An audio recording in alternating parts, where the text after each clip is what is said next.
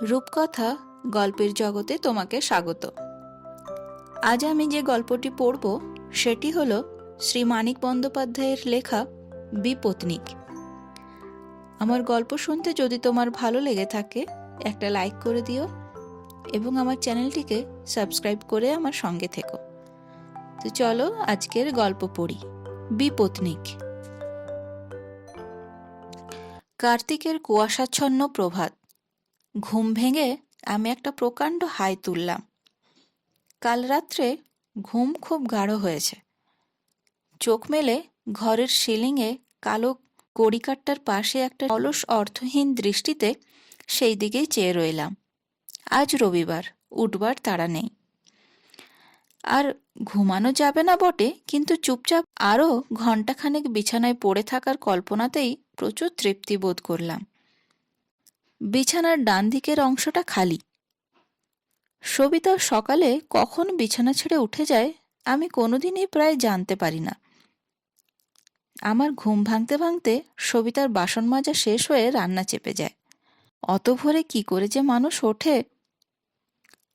ভোরবেলা বিছানায় শুয়ে থাকার আরামটুকু থেকে প্রতিদিন নিজেকে বঞ্চিত করেও সবিতাকে বেশ খুশিই দেখতে পায়। মুখ ধুয়ে উঠতে না উঠতে চা জলখাবার এনে দিয়ে সে যে কথাটি বলে তাতে বোঝা যায় রাত্রির অন্ধকার কেটে যাবার পর 1 মিনিট চিত হয়ে জেগে পড়ে থাকার মতো কষ্টকর ব্যাপার সবিতার মতে জগতে আর নেই।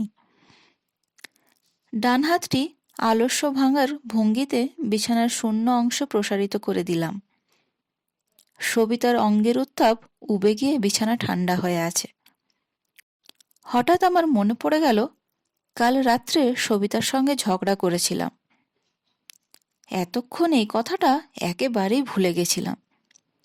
মনে পড়া মাত্র রৌদ্রহীন শীতল প্রভাতে সমস্ত রাত্রিব্যাপী গাঢ় নিদ্রার জের টেনে চলার আনন্দ এক মুহূর্তে নিঃশেষ হয়ে গেল। আরামে এলানো অঙ্গ প্রত্যঙ্গ নিজের অজ্ঞাতে গুটিয়ে সংকুচিত করে নিলাম। কি কটু কলহই কাল আমরা করেছিলাম। কথাটা বিবেচনা করে দেখবার সময় না নিয়ে খুব সংক্ষেপেই নিজেকে জবাব দিলাম, না।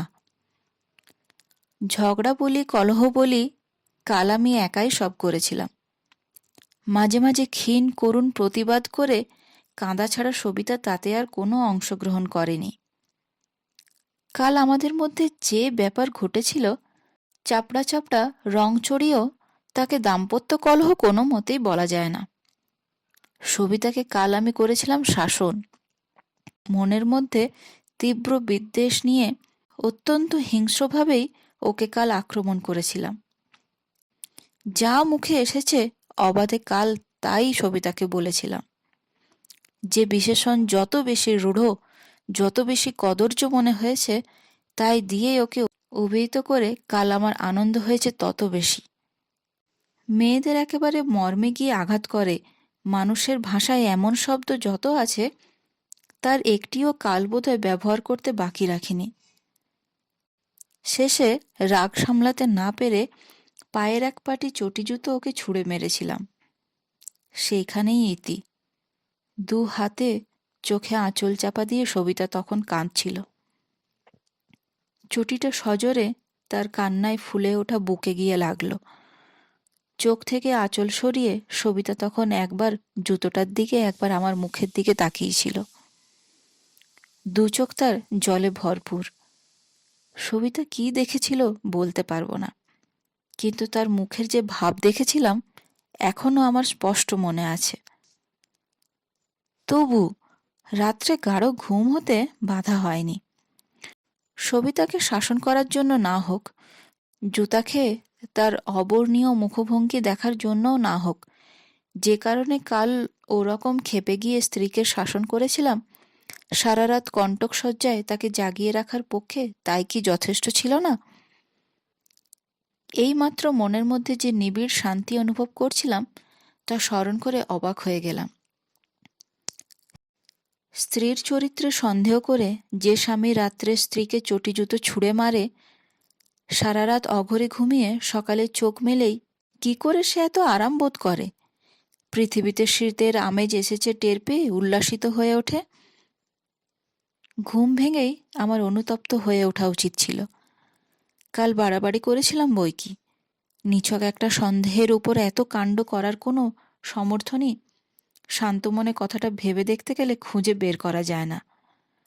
স্ত্রীকে অবশ্য মাঝে মাঝে শাসন করা ভালো, বড় পাজি জাত, কেবল আদর দিলে একেবারে মাথায় উঠে যায়। কিন্তু শাসনের যে একটা মাত্রা থাকা দরকার, সেটা অস্বীকার করব কেন? সবিতাকে তো কম ভালোবাসি না। এই যে 10টা থেকে 5টা অবধি অফিসে কলম পিষে মরি, সে কার জন্য? সবিতার জন্য নয় কি? ওর ভালোর জন্যই ওকে মাঝে মাঝে শাসন করা প্রয়োজন।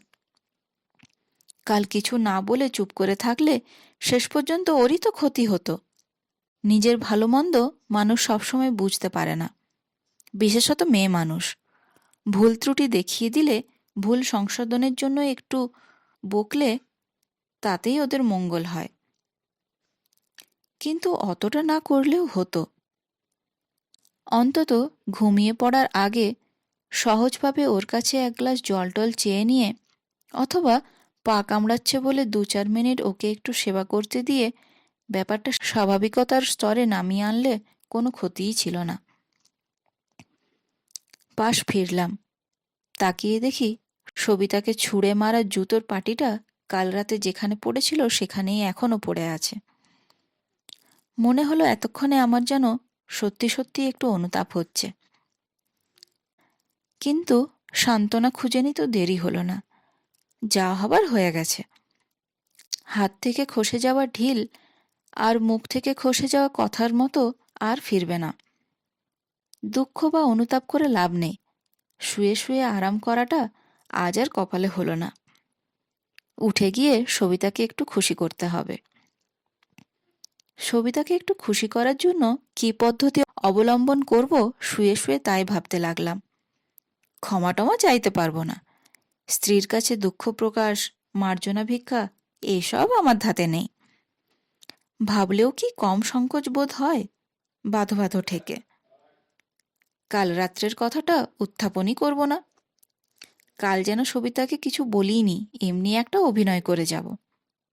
প্রতিদিন যেমন চটি ফটর ফটর করে নিচে নামি, আজও তেমনি শব্দ করেই নিচে নামব। কলতলায় গলা খাঁকড়ে মুখ ধোব। সাড়া পেয়ে উনুন থেকে হাঁড়ি নামিয়ে সবিতা ঠিক চায়ের কেটলি দিয়ে দেবে। কিন্তু মুখ ধুয়ে আজ আর দোতলায় যাব না, একেবারে রান্নাঘরে গিয়ে হাজির হব। একটা আসন টেনে নিয়ে বসবো, গম্ভীর মুখে নয়, একটু হাসি হাসি করে। সবিতা বিষণ্ণ ও অভিমানে নিজেকে আচ্ছন্ন ও নির্বাক করে সামনে খাবার দিলে খেতে খেতে এ কথা বলবো সে কথা বলবো। সবিতা ভালো করে জবাব না দিলেও কিছুই যেন লক্ষ্য করিনি, এমনিভাবে নিজের কথার স্রোতকে অব্যাহত রেখে যাব। সবিতা প্রথমটা নিশ্চয়ই একটু অবাক হয়ে যাবে, ভাববে ব্যাপারখানা কি, কাল রাত্রে আমাকে অমন করে যে গাল দিলে সে সেধে এসে এত কথা কইছে। তারপর এক সময় সে বুঝতে পারবে তার গভীর অপরাধ স্বামী তার একেবারের মতো ক্ষমা করেছে। কাল রাত্রের ব্যাপার কাল রাত্রেই চুকে গিয়েছে, আজ সকালে তার জের নেই। এটা বুঝতে পেরে সবিতাও ক্রমে ক্রমে সহজভাবে কথা বলতে আরম্ভ করবে। রাগ করে থাকার তার উপায় নেই। রাত্রের শাসন সকালে উঠে নতুন করে আরম্ভ করলেও তার বলার কিছু ছিল না। নিজের থেকে তাকে যেচে সহজভাবে কথা বলা, সহজভাবে চলাফেরা করার সুযোগ দেওয়ার জন্য স্বামীর প্রতি সবিতার ভক্তি জন্মে যাবে। ভাববে স্বামী আবার সদাশিব। যে অন্যায় করেছিলাম বা করতে যাচ্ছিলাম, অন্য স্বামী হলে আমাকে একেবারে মেরেই ফেলতো। আমার স্বামী একটু শাসন করেই ক্ষান্ত হয়েছে। শুধু তাই নয়, সকালে উঠে এমনি করে আমার মান রাখল, আমার অভিমানের মর্যাদা দিল। মুখে হয়তো সবিতা কিছুই বলবে না, মেয়ে তো কম চাপা নয়, কিন্তু কৃতজ্ঞতায় তার চোখ ছলছল করবে। স্বামী প্রেমে স্বামী গর্বে তার মুখ উজ্জ্বল হয়ে উঠবে। স্বস্তি ও আনন্দ তার গৃহকর্মের সুচারু সম্পাদনায় স্পষ্ট রূপ নিয়ে ফুটে উঠবে। উঠে বসলাম। অনুতাপ মিলে গিয়ে মন এখন খুশি হয়ে উঠেছে। কাল রাত্রে সবিতাকে তার প্রাপ্যের যতটুকু অতিরিক্ত শাসন করেছি, আজ তার 3 গুণ সোহাগ ফিরিয়ে দেব। যে সোহাগ করে শাসনও তো সেই করে। একটি মাত্রা ছাড়িয়ে গেলে অন্যটি বেশি মাত্রায় দিলে ক্ষতিপূরণ হয়েও কিছু লাভ থাকতে কোনো বাধা নেই। সবিতার আজ লাভের কপাল। এক পাটি চটি পায়ে দিয়ে ন্যাংচাতে ন্যাংচাতে গিয়ে সবিতাকে ছুঁড়ে মারা চটিটা অন্য পায়ে লাগালাম। বাঁয়ে সবিতার ড্রেসিং টেবিল। আয়নাটা কুয়াশায় ম্লান হয়ে আছে। সবিতার এই বিলাসিতার ব্যবস্থা করেছি আমি। সবিতার বাপ যৌতুক দেয়নি। বাপের জন্মে সবিতার ড্রেসিং টেবিল দেখেছে কিনা সন্দেহ। ডাইনের আনলায় সবিতার রং বেরঙের কাপড় সাজানো। কুয়াশায় কাপড়গুলির রং ভালো খোলেনি। এই সবও আমি কিনে দিয়েছি সবিতাকে। সবিতাকে ভালোবেসেই তো কিনে দিয়েছি। সামনে বেঞ্চির ওপর সবিতার বাক্স, ক্যাশব্যাগ, সুটকেস, হারমোনিয়াম। কুয়াশায় সবিতার এই সম্পত্তিগুলিকে কেমন যেন মনমরা দেখাচ্ছে। সবিতার জন্য মাথার ঘাম পায়ে ফেলে উপার্জন করার টাকায় এইগুলি কেনা। চারিদিকে সবিতার প্রতি আমার উদারতার সংখ্যাতীত প্রমাণ দেখে সবিতাকে যে অনন্য সাধারণ ভালোবাসা দিয়েছি, এই বিষয়ে একেবারে নিঃসন্দেহ হয়ে আমি আরও গভীর তৃপ্তি বোধ করলাম। এতক্ষণে বুঝতে পারলাম কাল রাত্রে ধৈর্য হারিয়েছিলাম কেন। সবিতাকে ভালোবাসি বলেই। সবিতার প্রতি আমার প্রেম আমার এত তীব্র যে ঈর্ষাও সেই অনুপাতে প্রচণ্ড হয়। একটা মিথ্যা সন্দেহ পর্যন্ত তাই আমাকে একেবারে খেপিয়ে দেয়।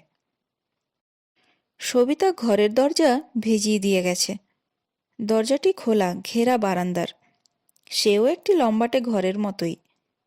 রাত্রে এই বারান্দার দরজা বন্ধ করা হয়, কিন্তু ঘরের দরজাটি খোলাই থাকে। বন্ধ করার দরকার হয় না।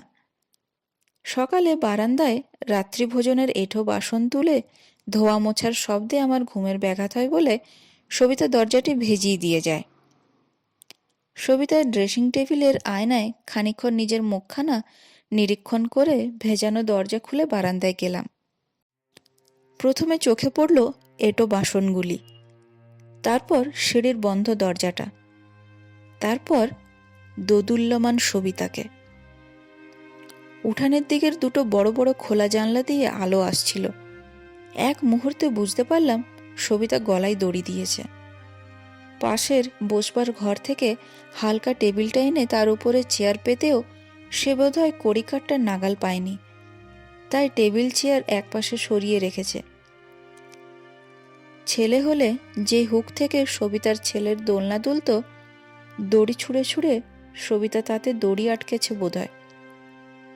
কিন্তু এ কাজে যে পরিমাণ অধ্যাবসায় দরকার হয়েছিল, আত্মহত্যা করতে যাওয়ার উন্মত্ততা ছাড়া ছুঁড়ে ছুঁড়ে সে যে কড়িকাঠে দড়ি আটকেছিল তারও কোনো প্রমাণ নেই। হয়তো অন্য কোনো উপায়ে এই কাজটা সে সম্ভব করেছিল। রাত্রির গাঢ় অন্ধকারে মানুষের ঘুমের আড়ালে যে মরতে চায়, বুদ্ধি হয়তো তার এমন তীক্ষ্ণ হয়ে ওঠে। অসম্ভব কাজকে সম্ভব করার এমন উপায় হয়তো সে আবিষ্কার করে ফেলে যে প্রত্যেকটি সকালে যারা ঘুম ভেঙে জীবিত অবস্থায় বিছানায় উঠে বসার আশা পোষণ করে, তারা সেই বুদ্ধির প্রক্রিয়াকে আবিষ্কার করার কল্পনা পর্যন্ত করতে পারে না। গলায় ফাঁসিটা পড়বার আগে কাল সবিতা কি করেছিল জীবনে কখনো আমি তা জানতে পারবো না, ভাবতেও পারবো না। এই সমস্যাই যেন আমাকে বিচলিত করে দিল। সবিতা গলায় দড়ি দিয়েছে এটা বুঝতে আমার দেরিও হয়নি, অসুবিধাও হয়নি। কিন্তু কড়িকাঠের অত উঁচু হুকে সে দড়ি আটকালো কি করে এটা বুঝতে না পেরে কাতর হয়ে পড়লাম। অসহায়ের মতো চারিদিকে তাকাতে লাগলাম। সবিতা গলায় দড়ি দেবার ঠিক আগের কাজটিকে সে দুর্বোধ্য ও রহস্যময় করে গেছে বলেই আমার মাথার মধ্যে ঝিমঝিম করে উঠল।